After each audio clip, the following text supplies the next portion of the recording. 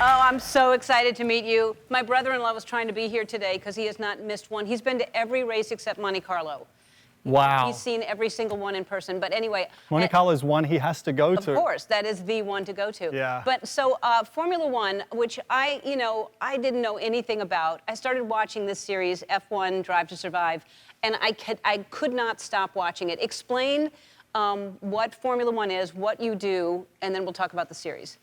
All right, so what I do, I try to drive extremely fast all around the world. And Formula One is that. It's like a traveling circus of speed and adrenaline.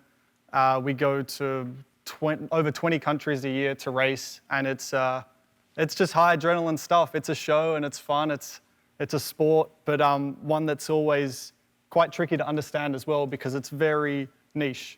Yeah, it's niche, but I mean, you get into it. But you were just in Austin last weekend, and now you're going to Mexico when? In a couple of... So we have a weekend off, and then Mexico City, and then we have 3 in a row. So we go Mexico City, Sao Paulo, and then we go to Qatar. How do you have time to, because with the jet lag and everything, and you have to be so sharp and so fit, how do you have time to adjust? Caffeine, a little bit of melatonin to help sleep, but it's hard. You try to adjust a little bit before you get to the destination. So maybe 2 or 3 days before your flight, you'll try to bring your bedtime maybe an hour earlier each night to try and slowly get into it. But I think fortunately, because the sport is so intense and high adrenaline, we can normally operate pretty well with little sleep. That's what I tell myself. Yeah, when you're making those decisions and that you're going that fast, which is how fast are you going? In over 200 miles an hour. Okay. Yeah. I mean, it is when they show how fast you're going when the shot is from inside the car, it's crazy. Yeah. But explain why you have to be so fit, because y'all work out like crazy. You wouldn't think, like I drive myself to work every day and I don't have to do this. Yeah. I mean, I'll do sit-ups or whatever, but I don't do what y'all are doing. Why do you have to be so fit? So, well, firstly, I love how you say y'all. As you said, we were just in Austin, so I hear that a lot. I just love, was there hookem at the back? Did I see a little?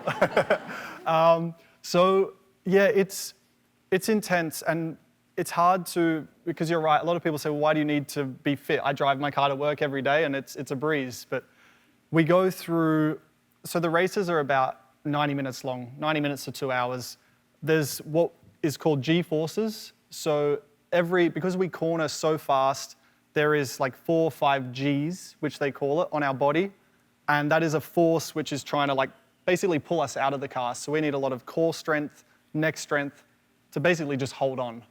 And we lose in pounds. We can lose up to between 8 to 10 pounds in a race. In one race? Yeah. Yeah, when y'all get out, you're just soaking wet, sweating.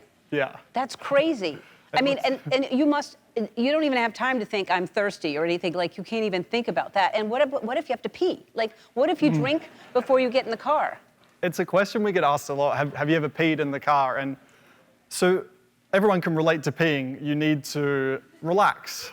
And it's hard to relax driving at those speeds. So I've never done it.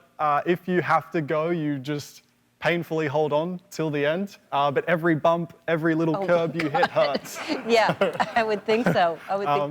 Yeah. All right, so and so there's been 3 seasons? How many? No, 2 seasons. On Netflix? Yeah. 3, and they're in the middle of the 4th now. Okay, so when will that start airing?